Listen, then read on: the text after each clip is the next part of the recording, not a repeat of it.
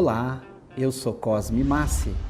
Trataremos do tema A Vida Futura, segundo o Espiritismo. Allan Kardec, na obra O Céu e o Inferno, publicada no ano de 1865, formula questões muito importantes sobre o tema A Vida Futura. Questões que nos fazem refletir acerca de se continuamos ou não após a morte. O que é esta vida após a morte? Esses questionamentos Kardec formulou já no começo da obra, no primeiro capítulo. Vejamos as perguntas que Kardec apresenta para nós. Vivemos, pensamos e operamos. Eis o que é positivo. E que morremos não é menos certo. Mas, deixando a terra, para onde vamos? Que seremos após a morte? Estaremos melhor ou pior? Existiremos ou não? Ser ou não ser tal alternativa? Veja que essas questões exploram dois pontos fundamentais: a continuidade ou não da vida após a morte e qual é a natureza daquilo que ocorre conosco após a morte, se a gente continua após a morte do corpo. Continua Kardec: para sempre ou para nunca mais? Ou tudo ou nada? Viveremos eternamente ou tudo se aniquilará de vez? Perguntas muito importantes que buscaremos respostas naquilo que Kardec nos apresenta nas suas mais diversas obras.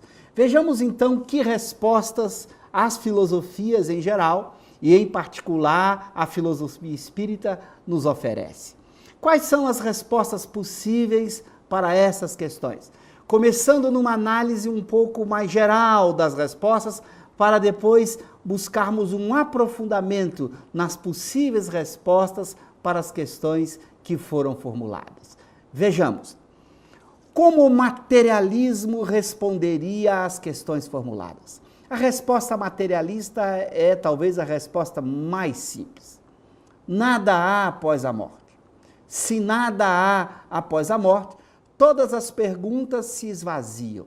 Não há mais necessidade de perguntar o que acontece depois da morte, uma vez que nada há após a morte. Para a visão materialista, o indivíduo que pensa, que sente, que quer, nada mais é que o cérebro ou o corpo como um todo.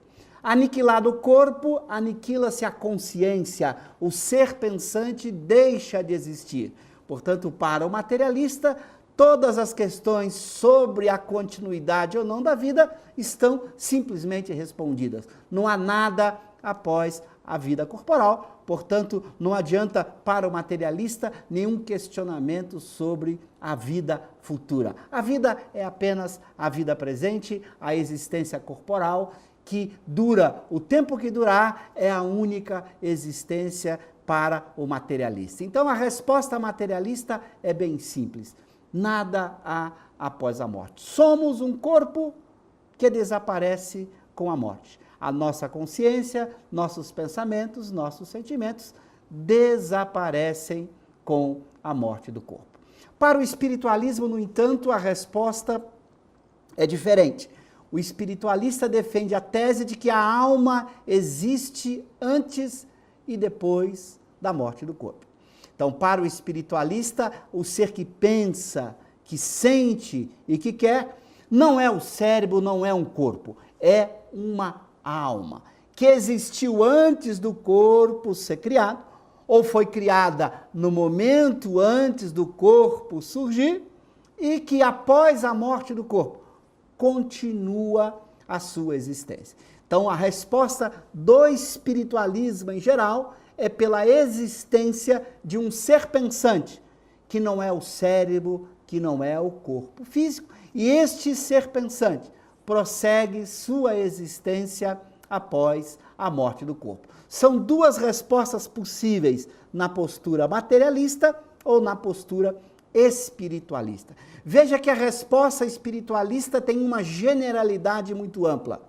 Por isso, muitas doutrinas espiritualistas podem apresentar detalhes diferentes a partir da resposta espiritualista que foi dada. As diferenças dessas respostas ou desses detalhes é que fará a diferença entre as diversas correntes de espiritualismo.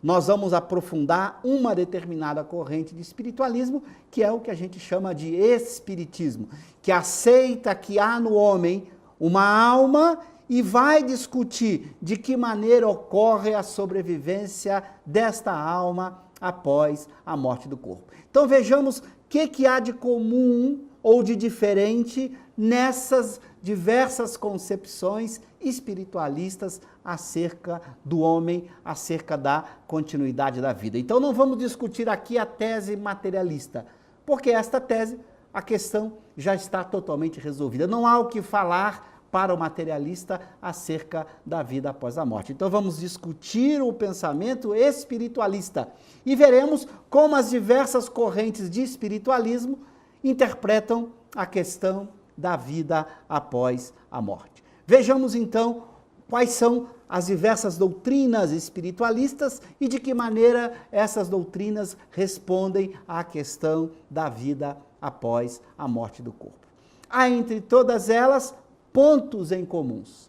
Um primeiro ponto em comum entre todas as doutrinas espiritualistas é o seguinte: a felicidade ou a infelicidade da alma após a morte, ou as penas e gozos futuros. Este é um ponto comum. Qualquer que seja a corrente espiritualista que se adote, eles têm um ponto em comum, que é sobre a felicidade ou a infelicidade que a alma terá após a morte. Então, as diversas doutrinas acreditam que a alma após a morte será infeliz ou será feliz. Veremos depois quais são as condições desta felicidade ou desta infelicidade. Mas esse é um ponto em comum chave do espiritualismo. As doutrinas espiritualistas em geral acreditam que após a morte do corpo, a alma será feliz ou a alma será infeliz. Veremos depois quais serão essas condições. O segundo ponto fundamental são as divergências que há entre as diversas correntes espiritualistas. A primeira dessas divergências diz respeito à natureza das penas e dos gozos. Que tipo de alegria ou de sofrimento, qual é a sua natureza para o espiritualista?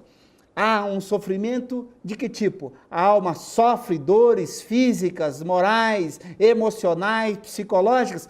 Qual é o sofrimento ou alegria da alma após a morte? Esse é um ponto fundamental que vai gerar divergências entre as diversas correntes espiritualistas, como a gente vai ver daqui a pouco ao longo da nossa discussão.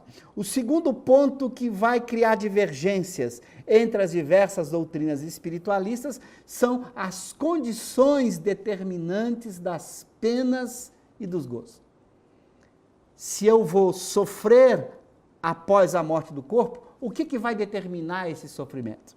Se eu vou ficar feliz após a morte do corpo, o que vai determinar esta felicidade?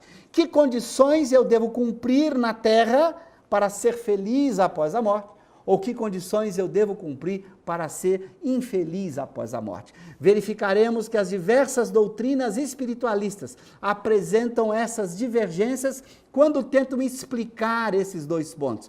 Qual é a natureza das penas e quais são as condições que determinam essas penas. De acordo com a postura espiritualista, você terá elementos de diferenças fundamentais quanto a esses dois pontos: natureza e condições das penas futuras. Vejamos então como as diversas concepções espiritualistas discutem a natureza das penas e dos gozos. Em geral, as chamadas religiões tradicionais, que fazem parte do chamado espiritualismo em geral, porque, lembrando, para aqueles que ainda não refletem adequadamente sobre o termo espiritualista, o espiritualismo nasce por oposição ao materialismo. Nós vimos que para o materialismo, quem pensa, quem sente é o corpo.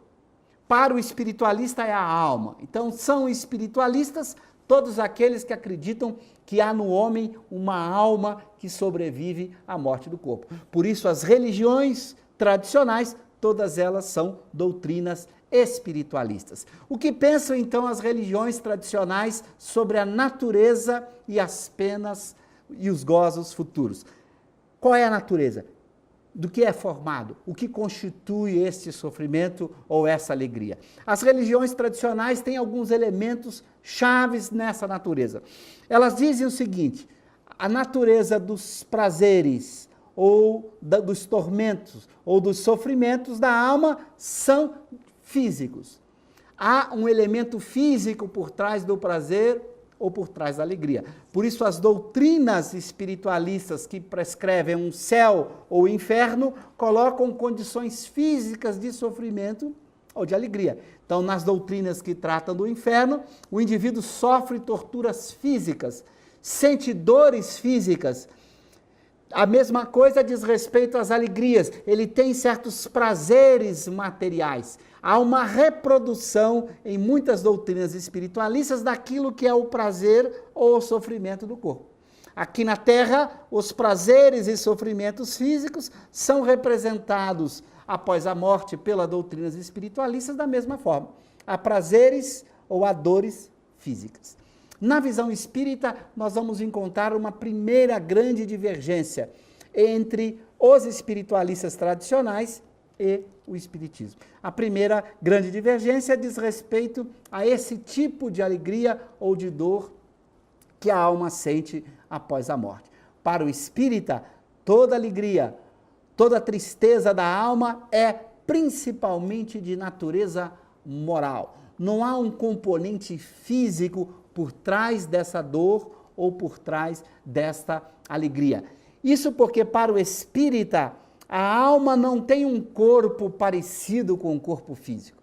Não é um corpo de natureza física como o nosso. Embora no espiritismo a alma tenha um corpo chamado perispírito, uma estrutura que lhe permite interagir com a natureza, agir sobre o mundo, fazer a sua interação com outras almas, com outros espíritos, esse corpo não tem uma estrutura física similar à nossa. Ela não tem uma estrutura de dor e de alegria parecida com a nossa. Então, os sofrimentos são muito de natureza moral. Nós veremos que pode haver, no caso da alma, alguns sofrimentos de natureza psicológica que refletem determinadas características dos sofrimentos físicos, como veremos, mas não são propriamente sofrimentos físicos. A alma ou perispírito, no caso da doutrina espírita, esse espírito que possui um perispírito não sente frio ou calor, não tem sua estrutura física consumida por nenhuma doença, por nenhum desarranjo na sua estrutura física. Embora ele tenha uma estrutura física que lhe permite ter sensações, ter percepções sobre o mundo, sobre as coisas à sua volta, eles não sofrem as limitações físicas de dor e sofrimento que o corpo físico oferece. Assim, por exemplo, em O Livro dos Espíritos, no item 257, ao estudar no ensaio teórico das sensações dos espíritos, Kardec vai mostrar que o espírito tem percepções, tem sensações, mas não pelos mesmos mecanismos que nós temos. Então, eles não enxergam pelos olhos tal como nós enxergamos. Embora na aparência o espírito pode aparecer com olhos, ele não enxerga pelos olhos. A sua percepção se dá em todo o seu ser. Então ele não pode ter um sofrimento físico em seus olhos. Ele pode ter dificuldade de enxergar de natureza moral, psicológica. Ele pode ter alguma limitação na sua percepção, mas essa não é uma limitação física, é uma limitação psicológica, moral, dadas as suas condições morais. Então um espírito muito evoluído pode ver a distância, pode enxergar numa distância muito maior do que um espírito menos evoluído. Mas isso não se dá por uma limitação física, isso se dá por uma capacidade que tem o espírito de ampliar as suas percepções a partir do seu progresso intelecto-moral. Então há diferenças fundamentais quanto a essa natureza no que diz respeito ao sofrimento, à alegria do espírito após a morte para o espírita. Então o espírito vai ter angústias, dores morais, remorsos, tristezas, vai sentir muitas das nossas paixões, como ciúme, inveja, raiva, que são dores profundas na alma, mas ela não vai ter reflexo na sua estrutura física, como ocorre com a gente no mundo corporal. Se nós estamos, por exemplo, com algum distúrbio psicológico aqui na Terra, esse distúrbio costuma produzir doenças físicas, desarranjos no nosso corpo. Quer dizer, o psicológico se reflete no físico e o físico no psicológico quando estamos na Terra. No caso do espírito, isso não acontece. O espírito não vai sentir efeitos físicos dos seus efeitos morais. Então, se ele tiver com tristeza, isso não vai refletir em nenhum desarranjo na sua estrutura física a ponto de lhe causar dor. A sua dor é uma dor moral, psicológica, não é uma dor física. Você não pode agredir um espírito fazendo com que ele sofra alguma dor por esta agressão. A agressão será psicológica. Ele poderá se sentir agredido e incomodado com essa agressão, mas você não poderá danificar o seu corpo perispiritual, agir sobre ele fisicamente, tal como nós agimos com o corpo físico. Então, as percepções, as sensações, a forma como nós interagimos com o espírito após a morte é muito diferente da forma como nós interagimos com o corpo aqui na Terra. Essas diferenças criam dificuldades para explicar o processo. Eu não posso raciocinar por analogia. Eu não posso olhar para mim enquanto estou no corpo, analisando como se dão os fenômenos físicos ou biológicos e tentar pensar o espírito da mesma forma. Aí eu acabo cometendo analogias indevidas, cometendo erros indevidos, porque eu penso na alma após a morte, analogamente a que eu penso no corpo. Eu não posso fazer esse erro de achar que o perispírito é análogo ao corpo físico, tem uma estrutura de órgãos e de funções parecidas com a nossa. Essa não é a visão que Kardec nos coloca. Kardec vai dizer que o espírito percebe por mecanismos que nós desconhecemos e que não podem ser explicados por analogia. Assim, você não pode prender um espírito fisicamente falando, você não pode açoitá-lo, você não pode colocá-lo em algum lugar para que ele receba torturas físicas. É o caso, por exemplo, da doutrina religiosa tradicional de você ter uma região, um inferno, onde o espírito é colocado numa fornalha em que ele ali é aquecido sem morrer nunca, mas ele sente a dor da queimadura de uma fornalha. Isso ocorre nas descrições do inferno em muitas religiões tradicionais. Já não ocorre na visão espírita. Você não pode aprisionar o espírito em algum lugar, fazer torturas físicas para com ele. Todo o sofrimento dele é moral. Ele sente dores morais, ele pode ser envolvido psicologicamente por outro espírito pode dominá-lo psicologicamente, pode criar nele imagens horríveis, pode fazer com que ele tenha memórias de momentos muito, muito tristes em suas vidas, a ponto dele sofrer muito por aquelas memórias, por aquelas lembranças. Ele pode se sentir prisioneiro desses espíritos, psicologicamente falando, que o mantém prisioneiro no plano das ideias, do pensamento, nunca no plano físico. Não se pode aprisionar um espírito.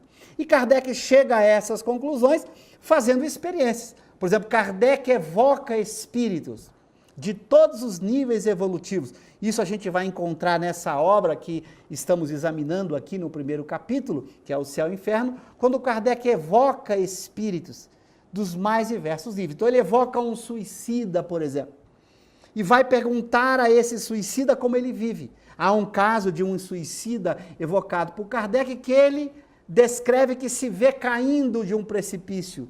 Ele não consegue deixar de se ver caindo, porque ele se matou se atirando de um precipício, chocando-se com rochas lá embaixo. Então ele se via caindo do precipício o tempo todo. Não é que ele, espírito, estivesse caindo com o seu perispírito o tempo inteiro num precipício. Não é isso. Mas ele se via desse jeito. E Kardec vai conversando com ele, ajudando a sair daquele estado em que ele se encontrava. Aquele estado psicológico de se ver caindo e ter toda a lembrança e a dor proveniente da queda. Então ele sentia aquele impacto, ele tinha aquela memória do impacto que ele sofreu quando ele caiu. Então este espírito em particular que Kardec evoca, nos demonstra um pouco dessa natureza do sofrimento. Ele não estava preso em algum lugar, ele não estava submetido a uma região de tortura. Tanto é que ele veio no processo de evocação e não relatou prisioneiro de nenhuma região ou de ninguém. Ele era prisioneiro de si mesmo, do seu mundo mental. E Kardec o evoca, ora por ele, convoca-o a sair daquele estado, ajuda-o a sair daquele estado, evoca o seu anjo guardião, o seu espírito protetor, para que o ajudasse a sair daquele estado psicológico, porque era o estado em que ele mesmo construiu para si ao cometer o suicídio daquela maneira. Então Kardec evoca vários espíritos que morreram em acidentes, que foram assassinados, evoca criminosos, bandidos, pessoas de vários tipos de vidas, e em todas elas Kardec recebe os relatos dos sofrimentos morais, dos sofrimentos psicológicos, jamais relatos de dores físicas. Quando o espírito relata algo parecido com uma dor física, você encontra sempre o elemento psicológico por trás. Aquele espírito que se vê sendo corroído pelos vermes ao longo do seu processo de morte.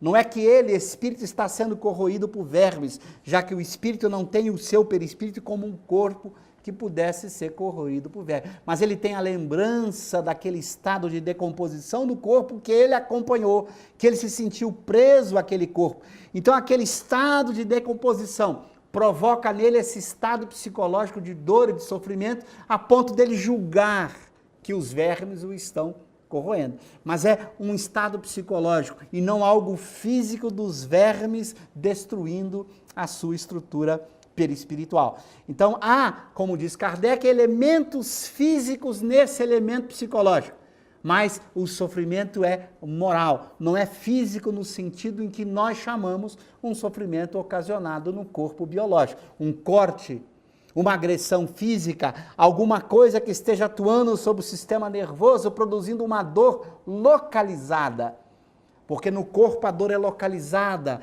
ela tem uma estrutura que você pode identificar, perdeu um dedo, perdeu um braço, teve uma agressão em determinado órgão. No perispírito não é assim. A dor não está localizada em algum lugar que o espírito sentiria. Então esse espírito não tem um corpo com órgãos que ele pudesse sentir dores físicas naqueles órgãos.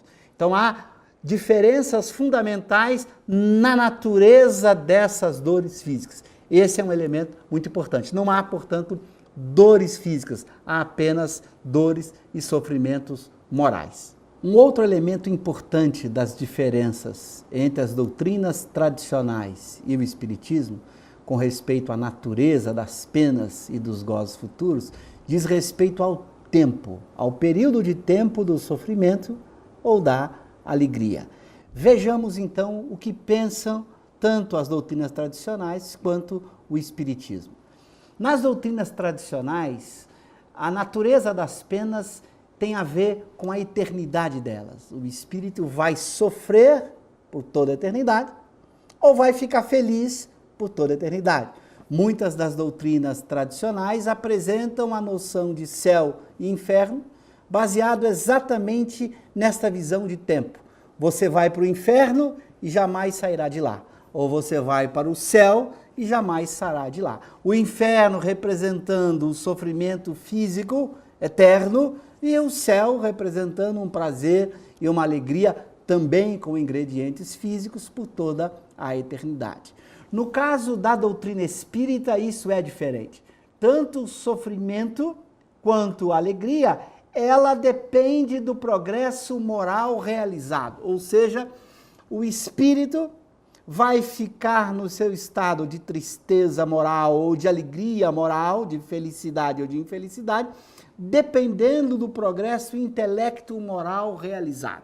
Vamos tentar entender isso. Se, por exemplo, eu aprendi a dominar as chamadas paixões ruins, se eu não tenho ódio, rancor, mágoa, tristeza, se durante a vida na terra eu fui capaz de dominar essas paixões ruins, esta alegria natural que decorre de quem tem eliminado em si esses sentimentos ruins, é uma alegria que estará com ele. Então ele vai manter-se nesse estado de alegria porque ele venceu exatamente essas paixões quando viveu na terra. E esse estado de alegria estará de acordo com suas emoções. Se ele preservar-se constantemente, dominando absolutamente essas paixões, essa alegria pode durar para sempre. A sua dor, o seu sofrimento, que poderá surgir exatamente no momento em que esse espírito vive as emoções ruins, vai continuar com ele esse sofrimento, essa tristeza, enquanto ele cultivar essas emoções ruins. Então, quem cultiva ódio, mágoa, inveja, ciúme, revolta, permanece triste e infeliz, tendo dentro de si as emoções próprias que esses vícios estabelecem. Essas emoções ruins vão continuar com ele até que ele abandone esses vícios morais. Quando ele abandona os vícios morais, o sofrimento desaparece. Portanto, o sofrimento que ele sente, moralmente falando, é sempre temporário.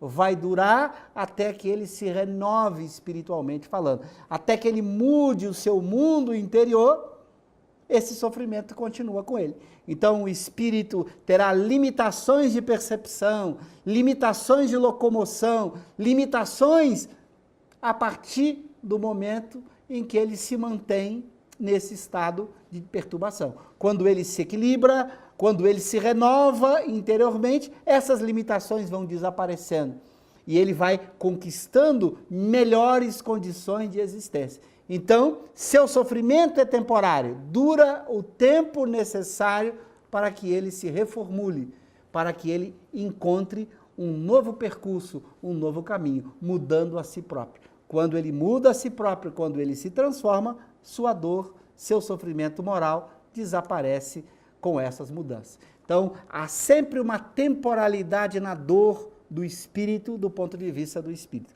Essa temporalidade limitada é garantia de que é ele o construtor da sua felicidade. Quando ele evoluir o suficiente para construir em si as emoções do amor, do bem, o seu sofrimento desaparece na mesma proporção. Então, para o espírita, não há jamais sofrimento eterno. O sofrimento vai desaparecer quando o espírito evoluir, vencer as suas dificuldades que ele traz ao longo das existências. Suas dificuldades no campo do sentimento, no campo das emoções, principalmente. São as emoções que determinam esse estado de felicidade ou de infelicidade. Trabalhar essas emoções é um grande dever. Quando ele se esforça por vencer as emoções ruins e cultivar as boas, suas dores, seus sofrimentos vão diminuindo. Então essa é uma diferença fundamental. A outra diferença diz respeito ao lugar onde ocorre a natureza desses sofrimentos. Onde ocorrem esses sofrimentos?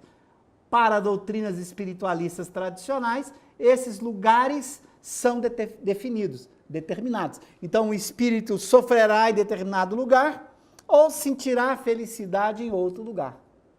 Para os espíritas a questão não é assim.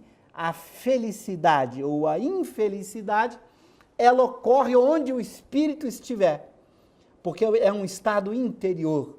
Onde ele estiver, ele estará feliz ou infeliz.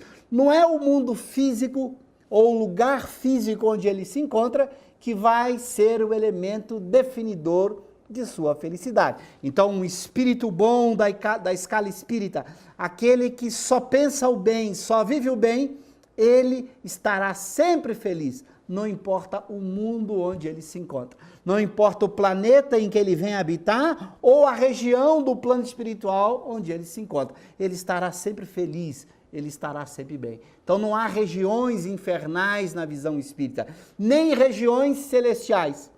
Onde a alma estiver, ela levará consigo a felicidade ou a infelicidade que ela construiu para si, dentro dela mesma. No combate de suas emoções, no enfrentamento dos seus vícios, ela estará feliz, não importa aonde ela esteja. Então, na visão espírita, não há um lugar determinado para dores ou para alegria.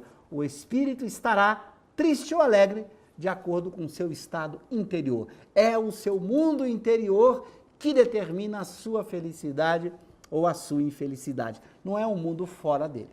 Claro que você pode raciocinar em termos de correspondência entre o que está no mundo interior e os recursos que o espírito se utiliza. Por exemplo, um espírito muito evoluído vai ter que viver em planetas cujo corpo físico não seja como o nosso. Um corpo que causa naturalmente dores e sofrimentos. Então ele vai habitar um planeta em que a natureza corporal daquele mundo vai lhe dar muito mais equilíbrio e segurança. Então ele não vai habitar um mundo como o nosso. Ele poderá vir aqui em encarnações de missão, passando um curto período aqui, mas a sua vida se dará em outros planetas felizes, onde a estrutura física não é como essa. Então esse espírito que já dominou todos os seus vícios, venceu tudo aquilo de ruim que ele traz em si, ele vai habitar mundos de felicidade, onde o corpo físico daquele mundo em que ele vai reencarnar tem características diferentes. Mas como espírito, fora de um corpo físico, de um mundo qualquer, ele permanece sempre feliz, sempre equilibrado, não importa em que região do plano espiritual em que ele se encontra. Então, se esse espírito bom, esse espírito equilibrado, visita um mundo primitivo, onde ali habitam seres muito imperfeitos, cuja região espiritual daquele mundo é composta em sua maioria por espíritos infelizes, esse espírito, mesmo estando naquela região, ele estará feliz. Não é o mundo físico fora dele que vai lhe determinar infelicidade. É o seu estado interior. Então, quando você conquista o equilíbrio definitivo das suas emoções, quando você avança espiritualmente falando, esse estado de felicidade passa a ser permanente em você. Não depende, portanto, do mundo fora de você, depende do mundo dentro de você, daquilo que você é, daquilo que você conquistou. Vejamos agora um segundo grupo de divergências entre a posição das doutrinas espiritualistas tradicionais e a posição espírita. Este segundo grupo diz respeito às condições determinantes das penas e dos gozos. O que determinam essas penas e esses gozos?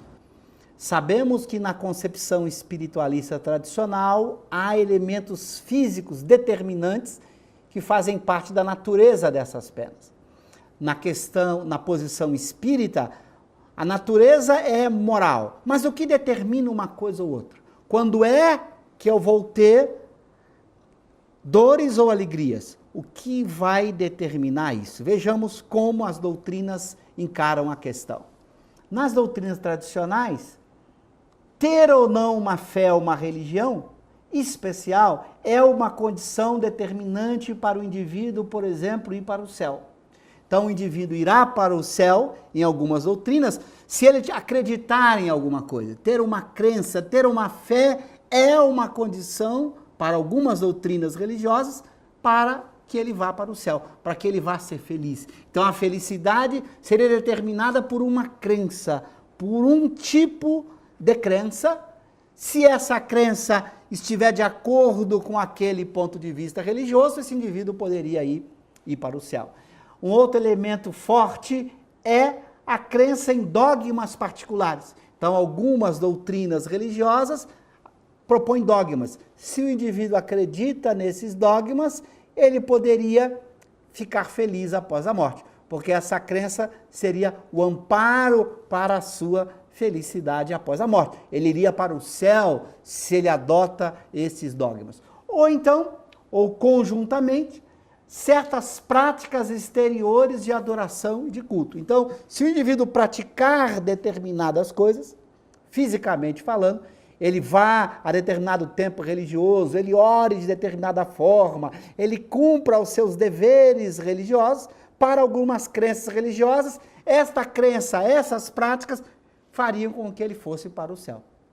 Então, ir ou não para um estado de felicidade dependeria das crenças. Por outro lado, se o indivíduo não tivesse aquela crença religiosa, não fizesse aquelas práticas religiosas, ele poderia ir para o inferno ou para uma região de infelicidade. Então, doutrinas religiosas tradicionais costumam colocar como condição de ir para uma região feliz ou infeliz suas crenças e todos os ingredientes ou consequências próprias dessas crenças, todas as práticas, todos os dogmas e tudo aquilo que envolve a crença religiosa.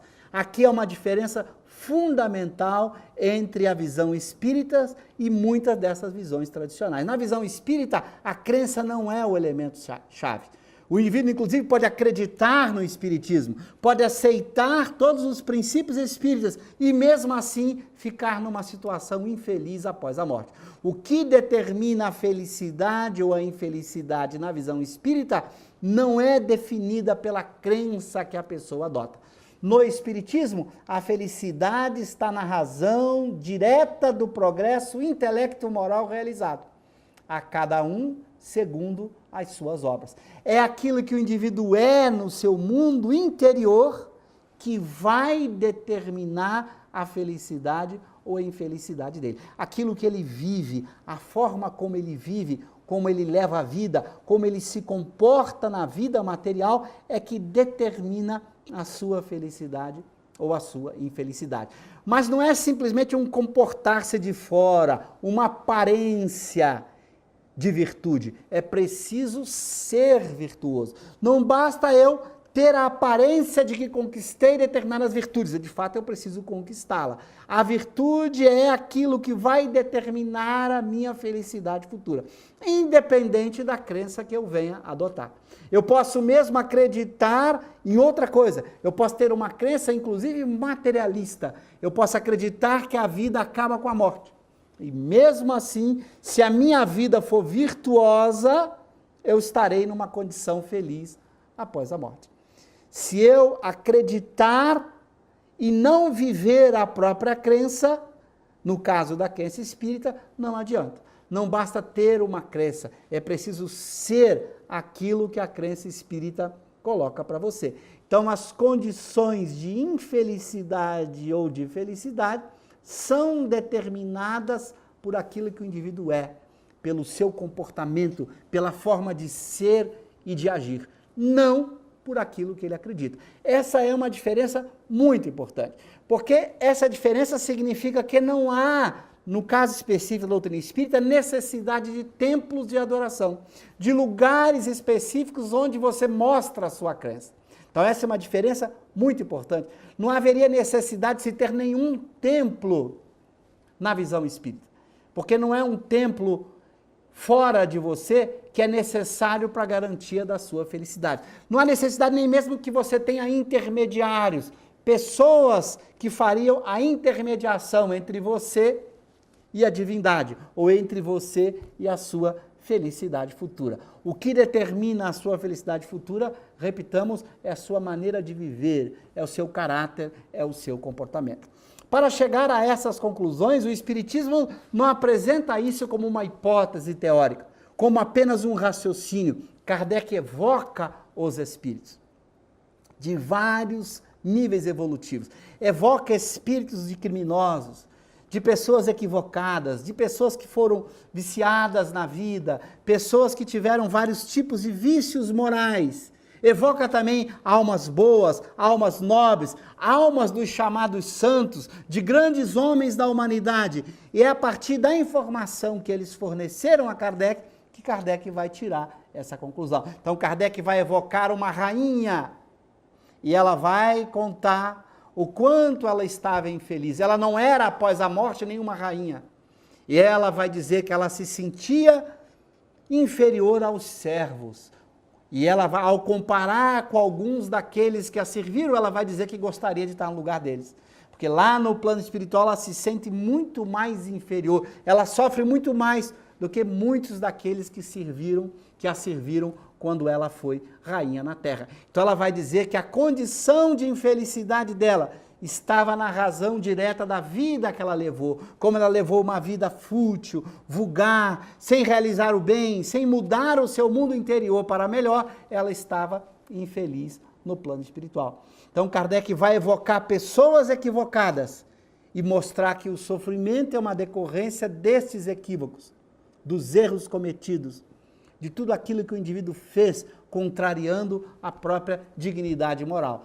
Nesse sentido, Kardec também vai fazer evocação das almas felizes, dos espíritos felizes, para descobrir que esta felicidade era uma decorrência da vida moral que esses espíritos viveram na Terra.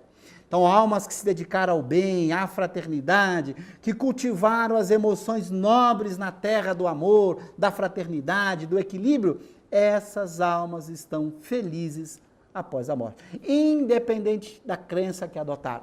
Então, padres, religiosos das mais diversas seitas, não importa qual seita, quando buscaram viver com dignidade, são felizes após a morte do corpo. Não importa o que acreditam, mas aquilo que eles são. Então Kardec vai evocar religiosos de diversas seitas, materialistas, pessoas de diversas correntes do pensamento, e a resposta de todos é unânime. A felicidade ou a infelicidade é uma decorrência exclusiva da vida moral que levaram. Não tem nada a ver com a crença que adotaram. É óbvio que uma crença espiritualista pode servir de argumento, de estímulo, até de impulso para que ele tenha uma vida moral digna. Mas isso é apenas um meio para, não significa que é o que vai determinar a sua felicidade. Então, se o indivíduo acredita na continuidade da vida e usa essa crença como meio, como forma, como argumento para mudar o seu comportamento, ótimo.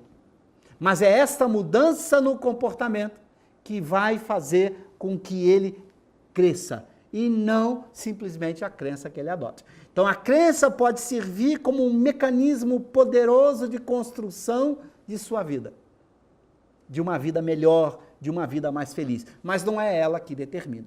Então essa diferença entre o que prega o Espiritismo e o que prega muitas doutrinas tradicionais é uma diferença fundamental para que a gente pare para pensar. Que nós devemos estudar, que a gente deva buscar a compreensão da vida da melhor forma possível, ótimo. Que as ciências são importantes, que a filosofia é importante, que todo o conhecimento é peça-chave para que a gente possa construir uma vida melhor, ninguém tem dúvida disso. Mas se esse conhecimento for letra morta, se esse conhecimento for apenas um esbanjar de intelecto, se esse conhecimento representar apenas uma compreensão diferente da realidade e não se transformar efetivamente numa mudança interior, eu vou ser infeliz após a morte, da mesma maneira. Então a minha posição social aqui na Terra, as conquistas materiais, as conquistas intelectuais são importantes, mas não são determinantes da minha felicidade ou da minha infelicidade após a morte. Então esse é um dado fundamental. Kardec vai descobrir que os aspectos morais são os determinantes da felicidade ou da infelicidade do indivíduo, mas não aspectos morais no plano do conhecimento, do plano teórico, aspectos morais que se refletem numa mudança moral profunda, no plano das emoções, dos sentimentos. Então, se eu sinto raiva, ódio, inveja, ciúme, essas emoções determinam infelicidades após a morte. Então, combatê-las, modificá-las, mudar as minhas emoções, os meus sentimentos, é peça-chave na determinação da minha felicidade futura. Então, se a gente quer ser feliz, se a gente quer alcançar um estado de melhor felicidade após a morte do corpo, só há um caminho: buscar a mudança do seu mundo interior, expulsando emoções ruins que você traz dentro de você. E acredite, é possível mudar essas emoções. Muitas pessoas pensam que as suas emoções são aquilo que simplesmente acontece com ela, que ela tem pouco domínio sobre elas, mas não é isso. Nós podemos alterar as nossas emoções. Se nós sentimos raiva, podemos fazer exercícios para desaparecer com essa raiva e não voltar a sentir novamente a raiva.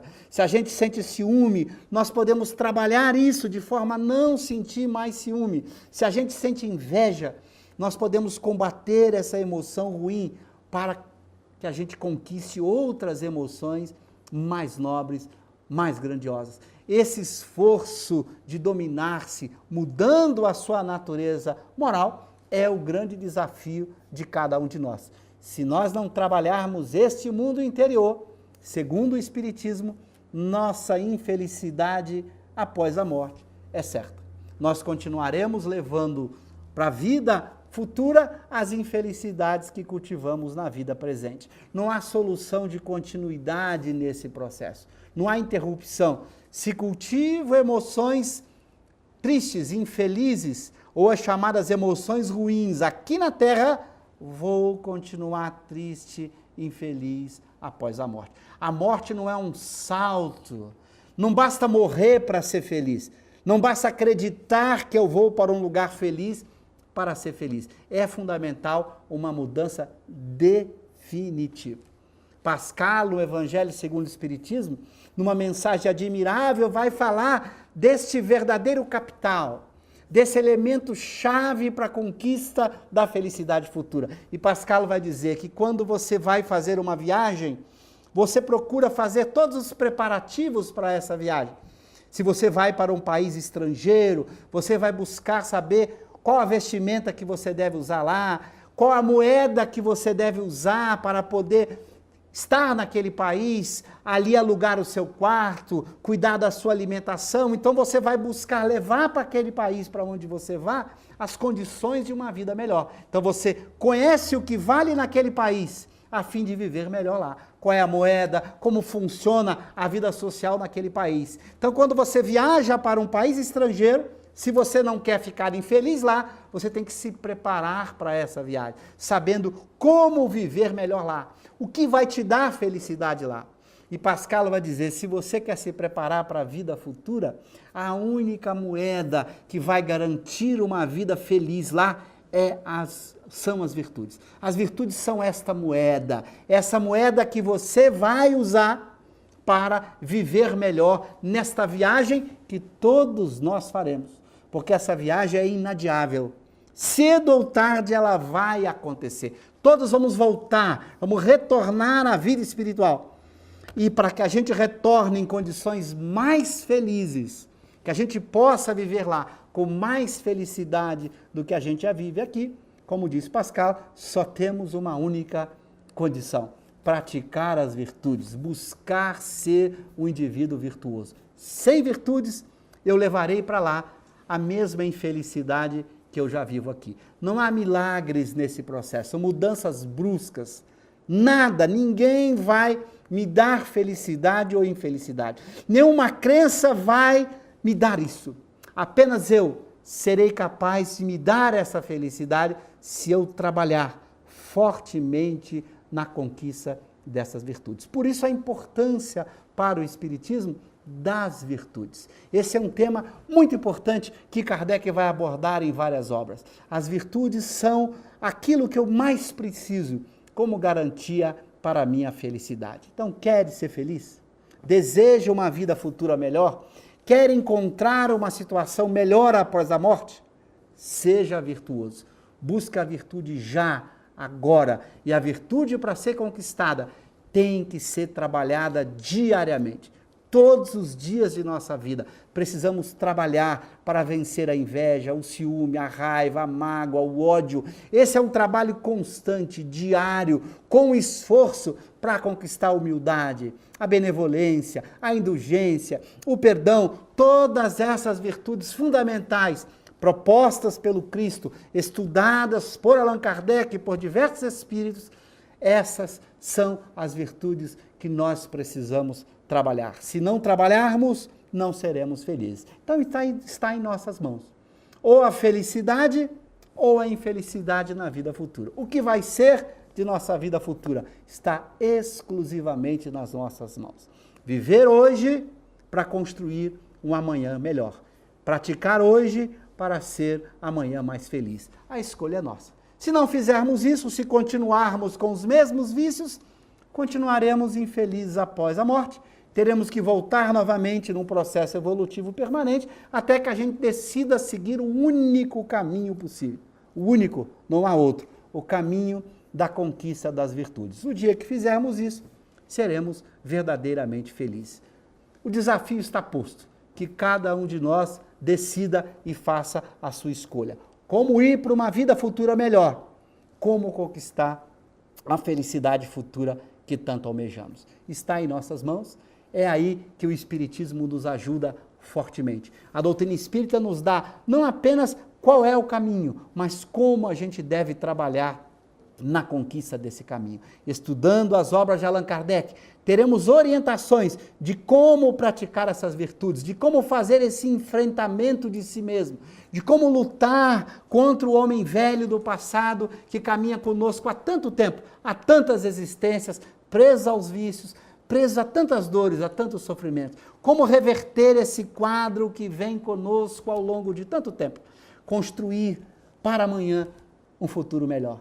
Eis o processo que o Espiritismo nos ajuda, nos orienta. Então não é que a crença espírita é a garantia da felicidade. Nenhuma crença é garantia da felicidade futura. Mas o Espiritismo nos oferece mecanismos preciosos, estratégias, orientações precisas que nos ajudarão à construção desse mundo melhor pela prática da virtude. Então, estudar Allan Kardec, estudar o Espiritismo, eis o nosso grande desafio, para nos fazermos melhores. Não é estudar para sermos mais inteligentes apenas, sermos mais intelectualizados, o intelecto é importante, mas é estudar para que esta compreensão mais lúcida nos ajude a sermos verdadeiramente melhores, a mudarmos o que somos, construindo um mundo amanhã muito mais feliz. Estudar Allan Kardec para viver Allan Kardec. Eis o nosso grande desafio. E aí está a questão da vida futura segundo o Espiritismo.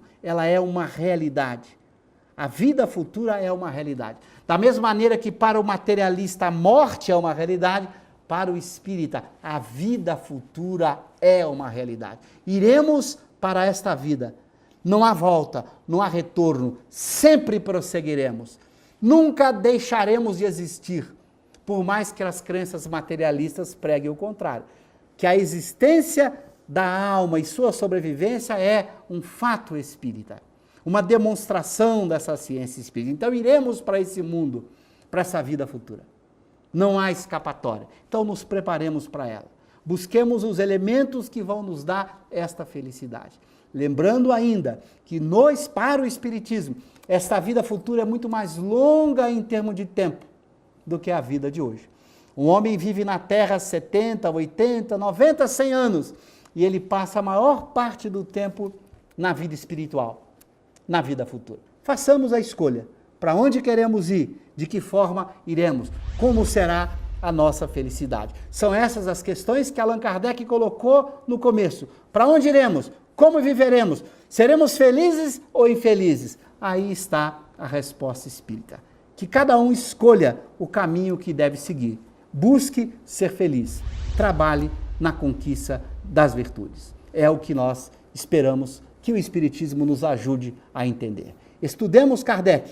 Vivamos Kardec.